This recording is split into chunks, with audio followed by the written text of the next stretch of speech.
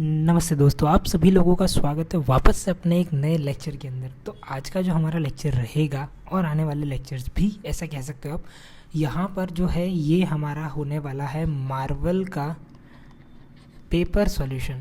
अब यहाँ पर मार्वल का पेपर सॉल्यूशन मतलब क्या होता है। सबसे पहली चीज़ तो आप लोगों को ये ध्यान रखना है कि मार्वल जो है वो 12th वालों के अंदर एक भगवान समान हो सकती है, आप ऐसा मान सकते हो। 12th गुजरात बोर्ड का जो एग्ज़ाम होता है उसमें हर बच्चा ये पर्टिकुलर पेपर सॉल्यूशन को प्रिपेयर करता है और इसके ऊपर वो सॉल्व करता है सारी चीज़ें, मतलब इसमें जितने भी पेपर्स दिए गए हैं वो। अब यहाँ पर सॉल्यूशन की अगर हम लोग बात करें तो यहाँ पर हम लोग सॉल्व करने वाले हैं फाइनल अकाउंट। और किसका फाइनल अकाउंट? तो भाई पार्टनरशिप वाला फाइनल अकाउंट हम लोग यहाँ पे सॉल्व करने वाले हैं। अब यहाँ पर फाइनल अकाउंट ही मैंने सबसे पहले क्यों लिया और ये सेक्शन ई के अंदर आता है, आप लोगों को ध्यान रखना है। 11 मार्क्स का पूरा ये क्वेश्चन है। एक रीज़न तो मेरा यही है कि भाई 11 मार्क्स का पूरा क्वेश्चन है जो यहाँ पर आप लोगों को सॉल्व करना रहेगा। तो इसीलिए यहाँ पर मैंने सबसे पहले फाइनल अकाउंट को लिया है कि भाई आप लोगों के एटलीस्ट 11 मार्क्स थोड़े कवर जल्दी से हो सके। अब यहाँ पर फाइनल अकाउंट को सॉल्व करने के लिए कुछ थोड़े बहुत ट्रिक्स होती है, कुछ थोड़ी बहुत मेथड्स होती है। एंड दी मोस्ट इम्पॉर्टेंट चीज़ जो मैं हर बार हमेशा से कहता रहता हूँ जब कभी भी मैं फाइनल अकाउंट के सम सॉल्व करता हूँ तब देखो, दो चीज़ होती है। एक होता है सम को सॉल्व करना, वो अगर आप लोगों ने 11th के अंदर इवन 12th के अंदर आप लोगों ने थोड़ी अच्छे से पढ़ाई करी है तो आप लोग सम को सॉल्व कर सकते हो। सेकेंड होता है सम को टैली करना। अब सम को सॉल्व करना और सम को टैली करना मैं क्यों अलग कह रहा हूँ? सम को सॉल्व करना मतलब नॉर्मल एंट्रीज़ को पास ऑन करते जाना। जब अगर आप लोग एंट्रीज़ को पास ऑन कर देते हो फिर उसके बाद जो मोस्ट इम्पॉर्टेंट होता है वो होता है हमारा सम को टैली करना। अगर आपने सम को टैली किया तो आप लोगों के यहाँ पे फुल मार्क्स मिल सकते हैं, बट अगर आपने टैली नहीं किया तो आप लोगों को वो लोग फुल बना देंगे, मतलब कि आप लोगों को वो लोग वहाँ पे मार्क्स देंगे नहीं। तो it is and most important कि भाई आप लोग वहाँ पे पूरा का पूरा क्वेश्चन जो है वो अच्छे से पढ़े, अच्छे से पूरे के पूरे क्वेश्चन को सॉल्व करें। तो ये क्वेश्चन जो होता है वो बहुत ही आसानी से सॉल्व हो जाता है, इतना कुछ हार्ड नहीं है। लोगों ने इस चीज़ को लेके मिथ बना दिया है कि final account it's an hard. No, it's not an hard. बस जो फ़र्क है वो सिर्फ और सिर्फ कॉन्सेप्ट का है और पढ़ाई का है। तो यहाँ पर हम लोग आज सॉल्व करने वाले हैं पेपर नंबर, आपके ही मार्वल के अंदर होगा पेपर नंबर 1, उसी के अंदर होगा क्वेश्चन नंबर 47। और 47 वाला जो क्वेश्चन है it is an most important question भी आप बोल सकते हो, बिकॉज ये बहुत बार मार्वल के अंदर ही रिपीटेटिव मैनर में पूछा गया है। अब यहाँ पर आप लोग देख सकते हैं कि क्वेश्चन के अंदर सबसे पहले लिखा हुआ है कृपा एंड कोमल, दो अलग अलग पार्टनर के नाम बताए गए हैं और उसी के साथ साथ उनका प्रॉफिट एंड लॉस जो रेशियो है शेयर करने का वो भी हम लोगों को यहाँ पे बता दिया गया है। डेट की हम लोग बात करें तो 31/3/21 को जो है ये आप लोगों का पर्टिकुलरली पूरा का पूरा जो अकाउंट है वो क्लोज हो जाएगा, मतलब कि इस डेट की आपकी सारी एंट्रीज इन लोगों ने नीचे ट्रायल बैलेंस में दे के रखी है। अब ट्रायल बैलेंस के बाद देन द मोस्ट इंपॉर्टेंट चीज़ जो है वो होती है हमारी एडजस्टमेंट। अब एडजस्टमेंट भी दो तरीके की होती है। अब यहाँ पर फर्स्ट जो होती है वो गिवन एडजस्टमेंट होती है। गिवन मतलब कि जैसा आप लोगों को यहाँ पे सारे एडजस्टमेंट दे के रखिए, this all are the given adjustment. दूसरी हमारी होती है यहाँ पर हिडन एडजस्टमेंट, जो दी नहीं होती है लेकिन उसकी जो इन्फॉर्मेशन है उस पर से हम लोगों को ये पता करना रहता है कि भाई ये जो पर्टिकुलरली एडजस्टमेंट है वो गिवन है या हिडन है। तो यहाँ पर जैसा कि आप लोग देख सकते हैं कि पहले गिवन एडजस्टमेंट्स है, तो हम लोग हमारा जो क्वेश्चन है हमेशा ध्यान रखना पहला स्टेप आप लोगों का यही होना चाहिए, solve the adjustment. First step आप लोगों का हमेशा यही होना चाहिए जब आप फाइनल अकाउंट उठाते हो सॉल्व करने के लिए, तो आपको एडजस्टमेंट को सबसे पहले सॉल्व करना है। एडजस्टमेंट को सॉल्व करने की बात यानी यहाँ पर क्या है कि सबसे पहला जो लिखा गया है प्रोवाइड डेप्रीशिएशन 6% ऑन मशीनरी। अब ध्यान रखो किसके ऊपर डेप्रीशिएशन देने के लिए कहा गया है? मशीनरी के ऊपर। तो यहाँ पर सबसे पहले क्वेश्चन के अंदर चेक करो मशीनरी कहाँ है, फिर मैं आप लोगों को बताता हूँ उसको लिखना कहाँ है। सबसे पहले तो हमारी मशीनरी मिल गई और उसके पीछे एक वर्ड लिखा हुआ है ऑफिस। अब यहाँ पे ध्यान रखो दो टाइप की मशीनरी होती है, एक होती है हमारी ऑफिस और दूसरी हमारी होती है पर्सनल। अब जो भी जैसी मशीनरी दे के रखी गई है हमको उस तरीके से उसको ट्रीट करना है। यहाँ पे अगर ऑफिस लिखा लिखा है तो इसका मतलब ये है कि ये जो मशीनरी है वो हमारी बैलेंस शीट के अंदर यहाँ पर आने वाली है। अब बात करते हैं अकाउंट्स बनाने के लिए, तो यहाँ पर मैंने कौन से अकाउंट्स प्रिपेयर किए हुए हैं। तो यहाँ पर सबसे पहले मैंने ट्रेडिंग अकाउंट बनाया है, दूसरा हमारा प्रॉफिट एंड लॉस अकाउंट होता है, तीसरा हमारा profit and loss appropriation account होता है, चौथा हमारा होता है partners capital account, and then after हमारा जो लास्ट होता है वो होता है हमारा यहाँ पर बैलेंस शीट। तो अब ये जितनी भी चीज़ें हैं ये सभी की सब चीज़ें जो है वो एक ही डेट के लिए प्रिपेयर हो रही है, 31/3/21 के हिसाब से ये सारी चीज़ें यहाँ पर प्रिपेयर होने वाली है। अब यहाँ पर सबसे पहले हम लोगों को कहा गया था मशीनरी, तो क्वेश्चन के अंदर यहाँ पर मशीनरी कितना है वो चीज़ को कंसीडर करना है और उसमें से मुझे डेप्रीशिएशन को यहाँ पर क्या कर देना है, माइनस कर देना है। तो डेप्रीशिएशन की अगर मैं यहाँ पर बात करता हूँ तो डेप्रीशिएशन जो है वो 6% बोला है, मशीनरी की वैल्यू जो है वो है मेरी 1 लाख रुपीज़। तो 1 लाख का अगर यहाँ पर मैं 6% करता हूँ तो यहाँ पर अगर मेरा ये 1 लाख है और इसका 6% करूँगा तो ये 6000 आएगा, और यहाँ पर कितना आ जाएगा मेरा 94,000। तो ये जो 6000 यहाँ पर मेरा डेप्रीशिएशन आया, इसी डेप्रीशिएशन की दूसरी एंट्री भी होती है। अब हमेशा ध्यान रख लो, यहाँ पर आप लोगों को 2 P&L दिए हुए, एक आपका प्रॉफिट एंड लॉस अकाउंट है, दूसरा आपका profit and loss appropriation account है।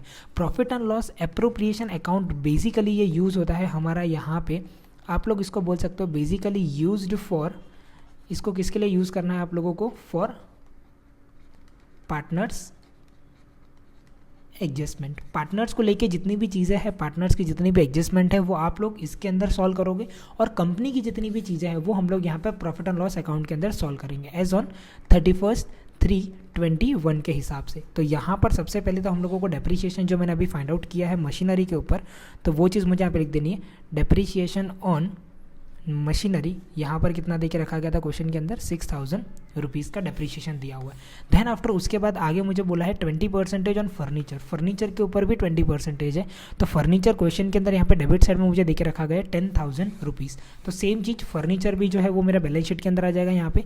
तो फर्नीचर सबसे पहले हम लोग यहाँ पे लिख देंगे फर्नीचर 10,000 रुपीज़, और इसमें से डेप्रीशिएशन इसका क्या कर देना है, मुझे यहाँ पे माइनस कर देना है। तो फर्नीचर यहाँ पर जितना भी था, फर्नीचर हमारा 10,000 था, इसका अगर हम लोग 20% यहाँ पर निकालते हैं तो यहाँ पर कितना आ जाएगा मेरा आंसर, 2,000 रुपीज़। माइनस करूँगा तो यहाँ पर मुझे बाहर कितना मिल जाएगा, 8,000।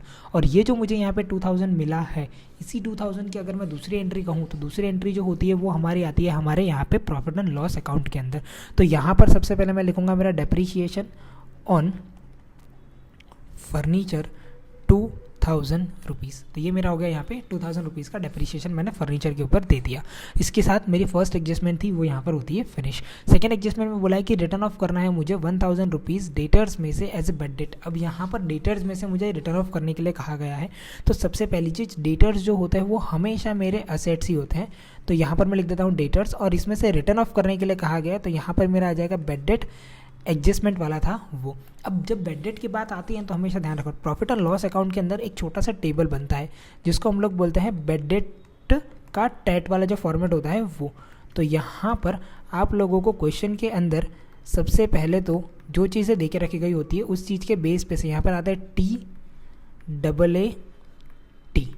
इसके अंदर पहली जो 2 वैल्यू है वो होती है प्लस, लास्ट वाली वैल्यू जो है वो होती है माइनस। सो इस तरीके से यहाँ पर इसको टोटल करके बाहर लिखा जाता है। तो जब कभी बेड डेट वाला अगर आपको क्वेश्चन आता है तो आपको यहाँ पर प्रॉफिट एंड लॉस अकाउंट में भी आपका जो ये प्रॉफिट एंड लॉस अकाउंट है इसके अंदर भी यहाँ पर आप लोगों को क्या है, ये फॉर्मेट को प्रिपेयर कर देना रहेगा। अब यहाँ पर बेड डेट कितना बोला था, 1,000 रुपीज़ का, किसके ऊपर, डेटर्स के ऊपर। तो यहाँ पर डेटर्स कितने हैं, 80,000 रुपीज़ के हमारे यहाँ पे डेटर्स क्वेश्चन के अंदर दे के रखे गए हैं। तो डेटर्स के अंदर यहाँ पर सबसे पहले मैं लिख दूंगा मेरा 80,000 रुपीज़। देन आफ्टर उसके बाद यहाँ पर बेड डेट आ जाएगा मेरा 1,000 रुपीज़ का, माइनस करूँगा तो बाहर मुझे आ जाएगा यहाँ पे 79,000। और ये जो मेरा 1,000 है ये मेरा एडजस्टमेंट का बेड डेट है। तो यहाँ पर मैं सबसे पहले इधर लिख दूंगा मेरा 1,000 रुपीज़। नेक्स्ट जो है क्वेश्चन के अंदर आगे क्या देके रखा गया है, आगे बोला गया है कि एनुअल सैलरी मैं पे कर रहा हूँ, किसको, दोनों मेरे पार्टनर को, कृपा एंड कोमल को। तो यहाँ पर 10,000 और 8,000 जो है वो दोनों की सैलरी यहाँ पर मैं पे कर रहा हूँ। तो यहाँ पर ध्यान रखो, मैंने आप लोगों को पहले ही बताया था कि ये जो particular profit and loss appropriation account है ये आपके पार्टनर के एडजस्टमेंट के लिए बनेगा। तो यहाँ पर सबसे पहले मैं लिख दूंगा टू सैलरी अकाउंट, दोनों का नाम यहाँ पर KNK। तो यहाँ पर आ जाएगा मेरा 10,000, यहाँ पर मेरा आ जाएगा 8,000, दोनों का टोटल करूँगा तो बाहर मुझे लिख दूंगा यहाँ पर 18,000। और इसी 10,000 और 8,000 की दूसरी जो एंट्री है वो मैं यहाँ पे करूँगा नीचे, वहाँ पे डेबिट करा तो यहाँ पर मैं क्रेडिट करूँगा बाय सैलरी अकाउंट। तो यहाँ पर आ जाएगा मेरा सबसे पहले तो 10,000 और यहाँ पर मेरा आ जाएगा 8,000, दोनों का कोमल कृपा कृपा कोमल दोनों का यहाँ पर मैंने लिख दिया। सो इस तरीके से यहाँ पर क्या है, सैलरी की भी 2 एंट्री यहाँ पर कंप्लीट होती है। हर एक एडजस्टमेंट की 2 एंट्री होती है, वो आप लोगों को हमेशा ध्यान रखना रहेगा। नेक्स्ट जो बोला है कमीशन ₹1,000 इज रिसीवेबल, यहाँ पे ध्यान रखो क्या कहा गया है, रिसीवेबल बोला गया है। रिसीवेबल मतलब कि मुझे मिलने वाला है, इट्स माई इनकम। तो यहाँ पर जो रिसीवेबल होती है वो सारी चीज़ हमारी इनकम है। इसका मतलब प्रॉफिट एंड लॉस के क्रेडिट साइड पर यहाँ पर लिखी जाएगी।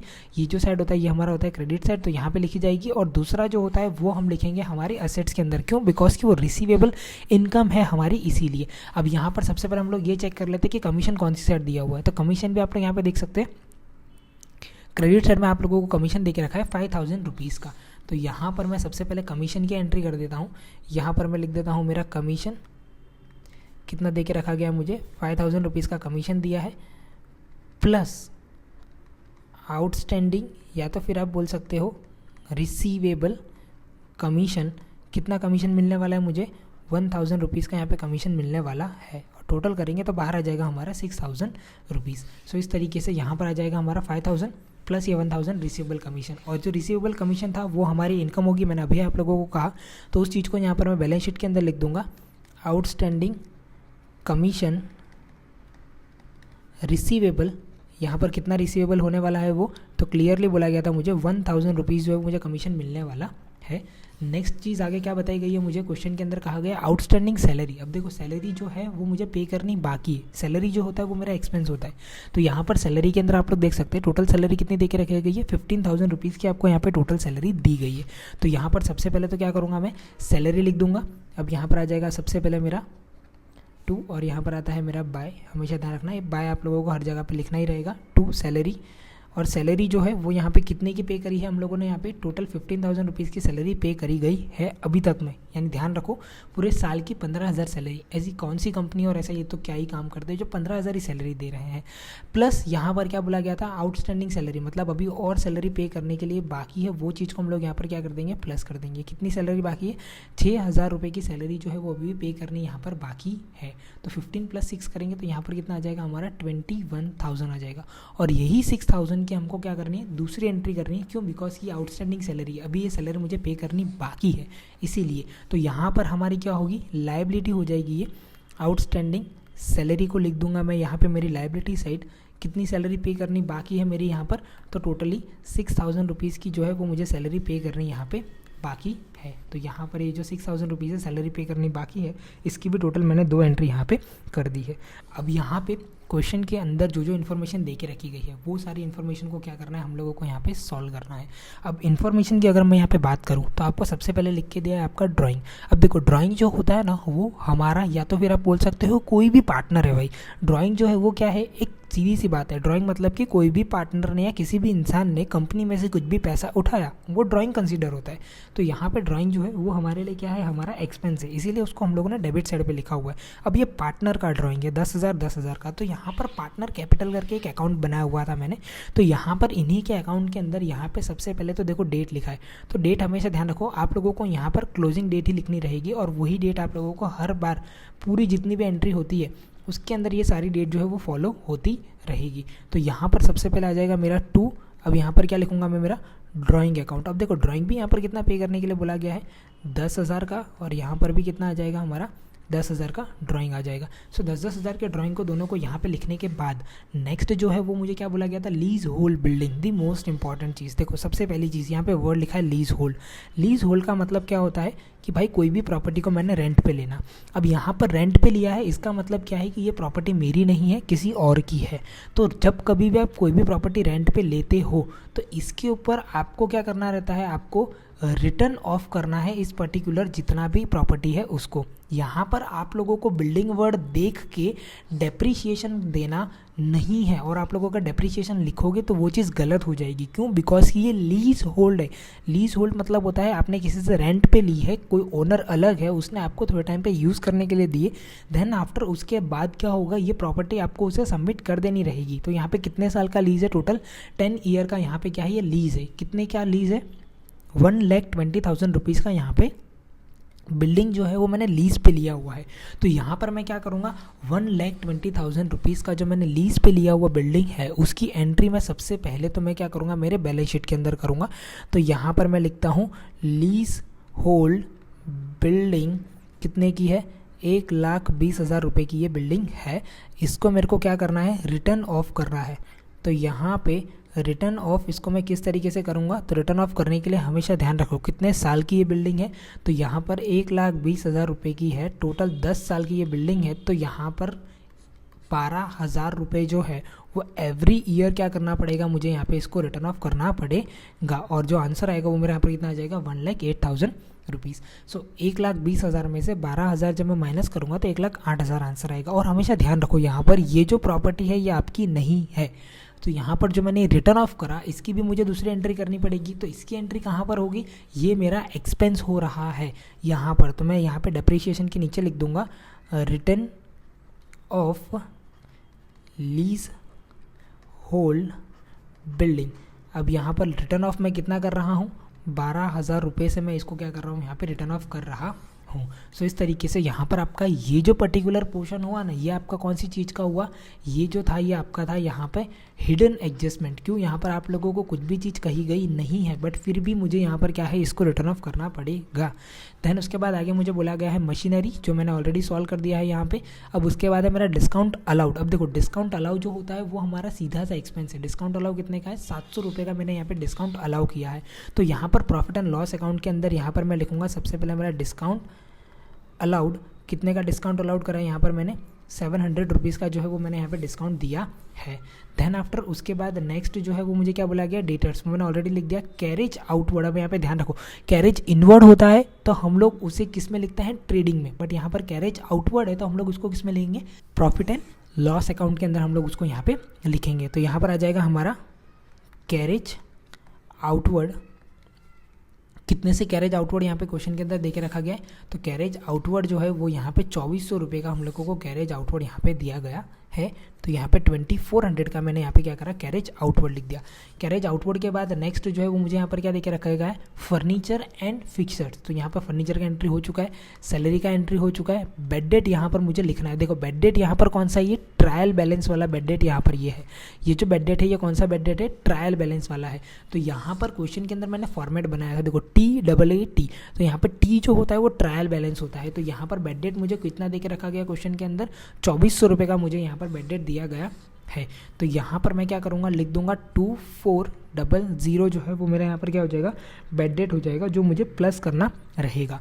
अब यहाँ पर नेक्स्ट जो है इन्हीं सारी वैल्यूज़ को मुझे आगे भी टोटल करके लिखना है, बट एक बार क्वेश्चन कंप्लीट हो जाए फिर इसको अपने वहाँ पे लिख देंगे। तो बेड डेट यहाँ पर हो गया। नेक्स्ट उसके बाद है हमारा बिल्स रिसीवेबल 40,000 रुपये का। देखो बिल्स रिसीवेबल जो है वो हमारी होती है हमारी असेट्स। क्यों, क्योंकि इतना पैसा मुझे मिलने वाला है, बिल्स रिसीवेबल। तो यहाँ पर मैं लिखूँगा मेरा बिल्स रिसीवेबल कितने का है था, बिल्स रिसीवेबल जो था वो 40,000 रुपीज़ का यहाँ पे बिल्स रिसीवेबल है। नेक्स्ट जो है वो मेरा क्या है, यहाँ पर क्लियरली लिख के दिया है। देखो यहाँ पर क्या लिख के दिया है, ट्रेडिंग एक्सपेंस। यहाँ पे ध्यान रखना, ट्रेडिंग करने के लिए एक्सपेंस हुआ है 11,800 का। तो ये प्रॉफिट एंड लॉस अकाउंट के अंदर आ जाएगा मेरा यहाँ पे ट्रेडिंग एक्सपेंस। यहाँ पर ये जो मुझे ट्रेड करना था उसका जो मेरा एक्सपेंस हुआ है वो मुझे यहाँ पर मेंशन करने के लिए बोला गया। ट्रेडिंग एक्सपेंस 11,800 रुपये का जो है वो मेरा यहाँ पे ट्रेडिंग एक्सपेंस हुआ है। अब नेक्स्ट जो है वो मेरा क्या है, यहाँ पे कैश बैलेंस। अब देखो कैश बैलेंस होता है, बैंक बैलेंस होता है, स्टॉक होता है, वो सारी चीज़ें मेरी असेट्स होती है। कैश बैलेंस 12,000 का यहाँ पर कैश का बैलेंस मुझे क्वेश्चन के अंदर दिया गया है। तो यहाँ पर मैं लिख दूंगा मेरा कैश बैलेंस 12,000 रुपये से। नेक्स्ट मुझे आगे क्या बोला गया वहाँ पे, नेक्स्ट मुझे बोला गया यहाँ पर स्टॉक। अब देखो स्टॉक जो है ये क्लोजिंग स्टॉक है, 1,46,000 रुपीज़ का क्लोजिंग स्टॉक यहाँ पे दे के रखा गया है। तो यहाँ पे क्लोजिंग स्टॉक जो है वो चीज़ें मैं लिख दूंगा, क्लोजिंग स्टॉक कितना दे के रखा गया, 1,46,000 रुपीज़ का जो है वो मेरा यहाँ पे मुझे क्लोजिंग स्टॉक दिया गया है। अब यहाँ पर ये जो पर्टिकुलरली मेरा 1,46,000 रुपीज़ का क्लोजिंग स्टॉक था वो चीज़ मैंने यहाँ पे लिख दी। देन आफ्टर उसके बाद मेरा यहाँ पर आता है कैपिटल अकाउंट। अब देखो कैपिटल अकाउंट के अंदर यहाँ पर ये दोनों जो भी अकाउंट है ये मेरे कहाँ पर आएंगे, पार्टनर्स कैपिटल में, 1,10,000 और 90,000। तो यहाँ पर पार्टनर कैपिटल का जो मैंने अकाउंट बनाया हुआ था वो ये रहा, यहाँ पर मेरा पार्टनर कैपिटल का अकाउंट। और यहाँ पर आ जाएगा बाय बैलेंस ब्रॉट डाउन 1,10,000 और दूसरा जो था वो मेरा यहाँ पे था 90,000 का। तो दोनों चीज़ें मैंने यहाँ पे लिख दी, 1,10,000 और दूसरा जो है वो मेरा यहाँ पर कितना है 90,000। नेक्स्ट उसके बाद बोला गया लोन ऑफ कृपा। अब यहाँ पे देखो लोन किसका बोला गया है भाई, कृपा जो है उसका लोन है ये पर्टिकुलरली। तो यहाँ पर कृपा का जो भी लोन है, अब ध्यान रखो कृपा का लोन हो या किसी का भी लोन होता है, तो लोन जो भी होगा ना उसका हम लोगों को यहाँ पे इंटरेस्ट देना रहेगा। सबसे पहली चीज़ तो ये, तो यहाँ पर सबसे पहले मैं क्या करूँगा, पहले तो मैं लोन लिखता हूँ और लोन के बाद जितना भी लोन का अमाउंट है वो चीज़ के ऊपर मुझे इंटरेस्ट कैलकुलेट करना है। तो यहाँ पे लोन जो है वो कितने का लोन है, यहाँ पे 1 लाख रुपीज़ का लोन है। अब यहाँ पर मैं क्या करता हूँ, मैं आ जाता हूँ मेरे पहले तो बैलेंस शीट के अंदर। तो बैलेंस शीट के अंदर यहाँ पर मैं सबसे पहले लिखूँगा लोन ऑफ कृपा। कितने का लोन है यहाँ पे 1 लाख रुपीज़ का जो है वो लोन है। अब नेक्स्ट जो है वो होता है हमारा इंटरेस्ट ऑन लोन। अब इंटरेस्ट ऑन लोन यहाँ पर किस तरीके से ढूंढा जाएगा, देखो सबसे पहली चीज़ तो हमारा अमाउंट, यानी कि आई ढूंढने का फॉर्मूला क्या होता है, PRN/100, P multiply by R multiply by N divided by 100। तो यहाँ पर प्रिंसिपल तो मैंने लिख दिया, into rate of interest. Question के अंदर यहाँ पर कितने परसेंटेज का लोन है वो ऐसा कुछ बताया गया था, कितने परसेंटेज की लोन लिए नहीं बताया गया है। अगर ऐसा कुछ भी नहीं बताया जाता है तो यहाँ पर स्टैंडर्ड मेरे को क्या करना पड़ेगा, 6% जो होता है वो लेना रहेगा, इनटू ये लोन का जो डेट है वो यहाँ पे दे के रखा गया था। अब लोन का जो डेट है वो कौन सा डेट है, यहाँ पे क्वेश्चन के अंदर अगर आप चेक करेंगे तो लोन लिखा है 1/7/20। अब यहाँ पर 1/7/20 को जो है ये मैंने लोन लिया था। अब यहाँ पर 1/7/20 से लेके देखो 7, 8, 9, 10, 11, 12, 1, 2, 3, यानी कि टोटल मेरे कितने मंथ्स हो जाएंगे यहाँ पे 9 मंथ हो जाएंगे। क्यों, बिकॉज कि 1/7/20 से लेके आप लोगों को क्या करना है 31/3/21, जब आपका अकाउंटिंग ईयर क्लोज हो रहा है, आपको इस टाइम तक का आपको क्या करना है यहाँ पर पर्टिकुलरली आपको इंटरेस्ट इसके ऊपर देना रहेगा। तो इंटू 9 डिवाइडेड बाय 12। तो यहाँ पर जब मैं 1 lakh multiply by 6% multiply by 9 divided by 12 करता हूँ, तो यहाँ पर जो मुझे आंसर मिलेगा वो मुझे यहाँ पर कितना मिलेगा 4500। सो ये जो हुआ ये मेरा यहाँ पर क्या हुआ, इंटरेस्ट ऑन लोन 4500। और ये जो भी मेरा पर्टिकुलरली इंटरेस्ट आया है इसकी मुझे क्या करनी है, यहाँ पे दूसरी एंट्री भी करनी रहेगी। अब दूसरी एंट्री यहाँ पे कहाँ होती है, सबसे पहला सवाल तो आप सभी लोगों का यही आएगा कि भाई इंटरेस्ट ऑन लोन जो है वो कहाँ पर आता है। सो इंटरेस्ट ऑन लोन जो होता है वो हमारे प्रॉफिट एंड लॉस अकाउंट के अंदर ही आता है। क्यों, बिकॉज कि इंटरेस्ट जो है वो मुझे अभी भी पे करना रहेगा, इसके अंदर बाकी है मेरा इंटरेस्ट पे करना, इसीलिए। तो यहाँ पे मैं लिख दूंगा मेरा इंटरेस्ट ऑन लोन 4500। सो ये मेरा हो गया यहाँ पर interest on loan. Interest on loan लिखने के बाद नेक्स्ट जो है वो है हमारे क्रेडिटर्स। क्रेडिटर्स कितने के हैं, 50,000 रुपये के क्रेडिटर्स है। क्रेडिटर्स जो होंगे वो भी हमारे बैलेंस शीट के अंदर यहाँ पर आने वाले हैं। तो यहाँ पर मैं लिख दूंगा सबसे पहले तो मेरे क्रेडिटर्स 50,000 रुपये के, भाई तुम क्रेडिटर्स यहाँ पर आ जाओ, ये क्रेडिटर्स आ गए। देन आफ्टर उसके बाद आगे मुझे क्या बोला गया, बिल्स पेबल। बिल्स पेबल कितने का है मेरा यहाँ पे 10,000 रुपये का, उससे पहले मेरा कमीशन है। तो यहाँ पर लोन हो गई, क्रेडिटर्स हो गए, कमीशन यहाँ पर हो चुका है। फिर उसके बाद है बिल्स पेबल। बिल्स पेबल 10,000 रुपये का है यहाँ पे, तो वो चीज़ मैं यहाँ पे लिख दूंगा मेरी बैलेंस शीट के अंदर। तो यहाँ पर आ जाएगा मेरा बिल्स पेबल, कितने का पेबल है बिल्स, 10,000 रुपये का। तो बिल्स पेबल मैंने यहाँ पे लिख दिया 10,000 रुपये से।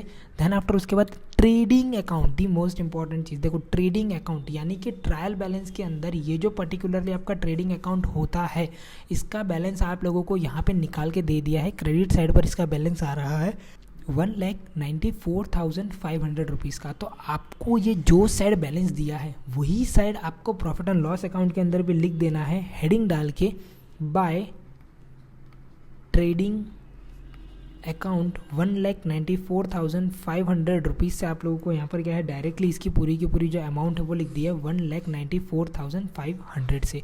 देन आफ्टर उसके बाद है हमारा डिस्काउंट रिसीव्ड। अब देखो यहाँ पर ये जो डिस्काउंट रिसीव्ड है ये भी हमारी इनकम होगी 800 रुपये के हिसाब से इन लोगों ने कहा गया है। तो यहाँ पर क्या करूँगा, मैं लिख दूंगा बाय डिस्काउंट रिसीव्ड 800 रुपये से। तो ये सारी चीज़ यहाँ पर हो गई। अब जो बारी आती है देन दी मोस्ट इंपॉर्टेंट चीज़, हमने हमारा जो क्वेश्चन है वो पूरा का पूरा सॉल्व कर दिया। यहाँ पे क्वेश्चन की सारी चीज़ें हम लोगों ने यहाँ पे लिख दी, सारी चीज़ें हम लोगों ने यहाँ पे सॉल्व भी कर दी। अब दी मोस्ट इंपॉर्टेंट चीज़ जो आती है वो होती है हमारा इस पर्टिकुलर क्वेश्चन को टैली करना। अब इस पर्टिकुलर क्वेश्चन को टैली करने के लिए सबसे पहला जो अकाउंट है वो क्लोज होगा, वो हमारा होता है ट्रेडिंग अकाउंट। अब ये ऑलरेडी क्या है यहाँ पे सॉल्व था, इसको हमको सॉल्व करने की ज़रूरत पड़ी नहीं। अब नेक्स्ट जो है वो है हमारा प्रॉफिट एंड लॉस अकाउंट। अब देखो प्रॉफिट एंड लॉस अकाउंट के अंदर यहाँ पर आप लोगों को जितनी भी चीज़ें दे के रखी गई है, इन्हीं सारी वैल्यूज़ का आप लोगों को यहाँ पर क्या है टोटल करना है। जैसे कि 1,94,500 प्लस आप लोगों को यहाँ पर कर देना है 800 प्लस आप लोगों को यहाँ पर क्या करना है 6,000। जब आप इन सभी का टोटल करोगे तो यहाँ पर आप लोगों को जो आंसर मिलेगा वो आपका आंसर आएगा 2,20,1300। अब ये जो भी मेरा यहाँ पर आंसर आया, इस पर्टिकुलर आंसर को मुझे क्या करना है सामने वाली साइड की वैल्यूज से माइनस कर देना है। बट माइनस करने से पहले यहाँ पर कोई वैल्यू इनर साइड है वो चीज़ को चेक कर लेना ज़रूरी है। तो यहाँ पर ये सारी वैल्यूज़ आउटर साइड आ चुकी है, यहाँ पर भी आ चुकी है, ये बेडेड टेक रह गया यहाँ से। तो इसको मैं क्या करूँगा टोटल करके यहाँ पर डायरेक्टली बाहर लिख देते हैं 3,400 से। अब यहाँ पर क्या करना है इसी पर्टिकुलर वैल्यू में से 2,01,300 में से यहाँ पर क्या करना है इन सारी वैल्यूज़ को माइनस करते जाना है। जैसे कि 3,400 माइनस करेंगे, -4,500, -1,180, -12,000।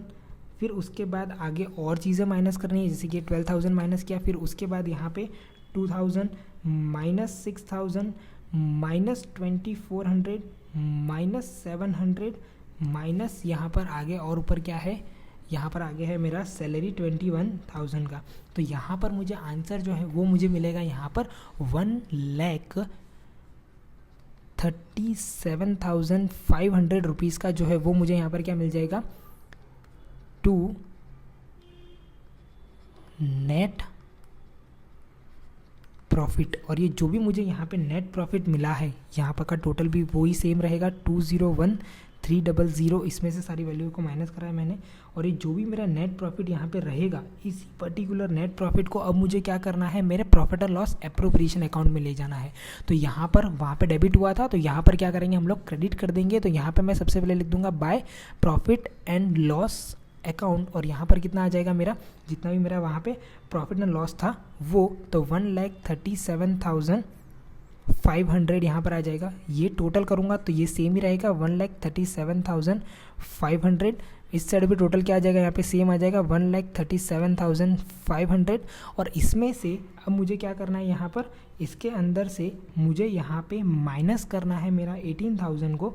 तो जो आंसर मुझे मिलेगा वो यहाँ पर आ जाएगा मेरा 2 डिविजिबल प्रॉफिट। अब यहाँ पर ये जो डिविजिबल प्रॉफिट है वो दो जन के बीच में डिस्ट्रीब्यूट हो जाएगा यहाँ पर के एंड के के बीच में।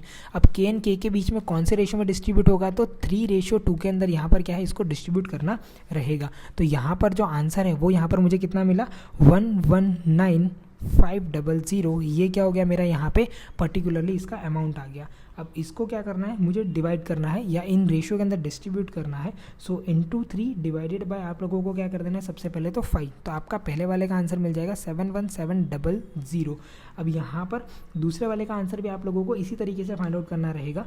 अब यहाँ पे दूसरे वाले का अगर आप लोगों को फाइंड आउट नहीं करना है तो यहाँ पर आप क्या कर सकते हो, जो भी आपका आंसर आया है उसमें से आप लोगों ने जो भी प्रॉफिट फाइंड आउट किया वो आप लोगों को यहाँ पर क्या कर देना है माइनस कर देना है। तो मैं अगर इसको माइनस कर दूंगा तो यहाँ पर मुझे आंसर मिल जाएगा 47,800 से।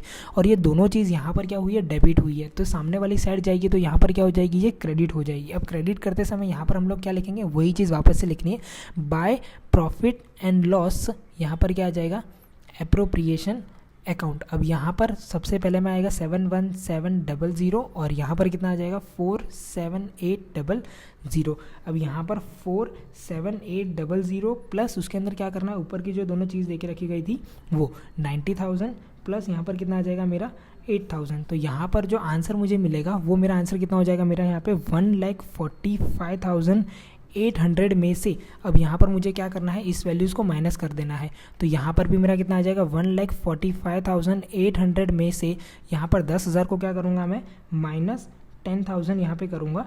तो मुझे यहाँ पर जो आंसर है वो कितना मिलेगा 1,35,800 जो है वो मेरे फर्स्ट का यानी कि जो मेरे इस तरीके से देखा जाए तो यहाँ पर ये मैंने फर्स्ट सॉल्व किया, इसका आंसर हो गया। एंड देन आफ्टर दूसरा जो था वो मेरा है 71700, उसके अंदर यहाँ पर क्या करना है, ऊपर की जो दोनों चीज़ें हैं 10,000 प्लस 1,00,000, यहाँ पे 10,000 दोनों को प्लस करेंगे तो यहाँ पर जो है वो मुझे आंसर मिलेगा 1,91,700। और इसमें से यही की यही वैल्यू यहाँ पे लिखेंगे 1,91,700। इसमें से यहाँ पर क्या करना है, मुझे 10,000 को जो है वो मुझे माइनस कर देना है। तो यहाँ पर जो है वो मुझे आंसर मिलेगा 1,81,700 से। तो इसके आगे यहाँ पर क्या लिखा जाएगा 2, यहाँ पर हम लोग लिख देंगे जो भी हमारे यहाँ पे आंसर आ रहा है, या तो फिर आप डायरेक्टली इसके अंदर लिख सकते हो कि आपका जो भी यहाँ पे डिविजिबल प्रॉफिट जो डिस्ट्रीब्यूट हुआ उसके बाद आप लोगों को यहाँ पे जो भी आपका आंसर मिला, या तो आप यहाँ पे डायरेक्टली बोल सकते हो 2 बैलेंस कैरी फॉरवर्ड। अब ये जो भी हमारा बैलेंस कैरी फॉरवर्ड है, यही बैलेंस को अब मुझे क्या करना है, यहाँ पे पर्टिकुलरली मेरी बैलेंस शीट के अंदर भी इसको यहाँ पे लिखना है। तो यहाँ पर इस पर्टिकुलरली इसको बैलेंस शीट में अगर मैं लिखने जाता हूँ तो यहाँ पे जो भी मेरा आंसर आया है 1,81,700 फर्स्ट वाले का, तो यहाँ पर बैलेंस शीट के अंदर सबसे पहले तो यहाँ पे मैं लिख दूंगा कैपिटल अकाउंट, सबसे पहले के और फिर वापस से के, तो पहले वाले में आ जाएगा 181 और फिर उसके बाद यहाँ पे था 181,700। और दूसरे वाले का जो आंसर है वो यहाँ पर कितना हो जाएगा मेरा, तो दूसरे वाले का जो आंसर है वो मेरा मुझे यहाँ पर मिल जाएगा 135,800। अब यहाँ से अगर देखेंगे तो आप लोगों को ज़्यादा आइडिया जाएगा 135,800। तो यहाँ पर मैं लिख दूँगा मेरा 135,800। इन दोनों को यहाँ पर हम लोग क्या करेंगे, सबसे पहले तो टोटल, या तो फिर आप इन दोनों को डायरेक्टली भी बाहर लिख सकते हो।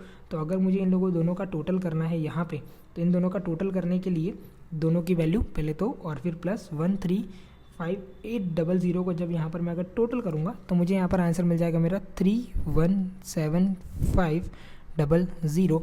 और इसी वैल्यू के अंदर यहाँ पर ये जो बाकी की सारी वैल्यूज़ है, प्लस यहाँ पर कितना आ जाएगा मेरा 50,000, प्लस यहाँ पर मेरा आ जाएगा 10,000, प्लस मेरा यहाँ पर आ जाएगा मेरा 6,000, प्लस मेरा यहाँ पर आ जाएगा 1,00,000 रुपीज़, प्लस यहाँ पर आ जाएगा 4,500, प्लस यहाँ पर और कुछ दे के रखा गया, आगे हमने कुछ लिखा है नहीं, आगे और कोई चीज़ लिखी नहीं है।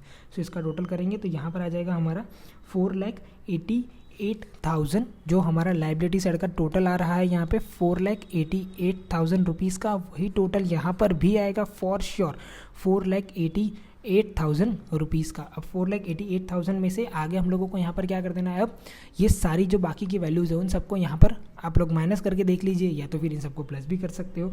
तो यहाँ पर क्या आ जाएगा 146, प्लस यहाँ पर आ जाएगा हमारा यहाँ पे 12,000, प्लस यहाँ पर आ जाएगा 1,000, प्लस यहाँ पर आ जाएगा हमारा 40,000, प्लस यहाँ पर आ जाएगा हमारा 79,000, प्लस और कुछ ऊपर दे है, ऊपर और बहुत सारी चीज़ें हैं, तो यहाँ पर आ जाएगा प्लस 1,08,000, प्लस यहाँ पर आ जाएगा हमारा 8,000, प्लस यहाँ पर आ जाएगा हमारा 94,000। सो इन सबको जब अगर हम लोग टोटल करेंगे तो आप लोगों का यहाँ पर जो ये आंसर है ये इतना का इतना ही आएगा। इतना का इतने का मतलब क्या है, 4,88,000 रुपीज़ ही आपका इसका आंसर भी आने वाला है। सो इस तरीके से यहाँ पर आपका जो भी पर्टिकुलरली क्वेश्चन दिया होता है तो आप लोगों को इस फॉर्मेट में ही सॉल्व करना है। अगर आप इस फॉर्मेट से फॉलो करके सॉल्व करोगे सो डैम श्योर मैं कह सकता हूँ कि आप लोगों को यहाँ पे फुल मार्क्स आएंगे। सो मिलते हैं अपने नेक्स्ट लेक्चर में, तब तक के लिए bye and thank you so much.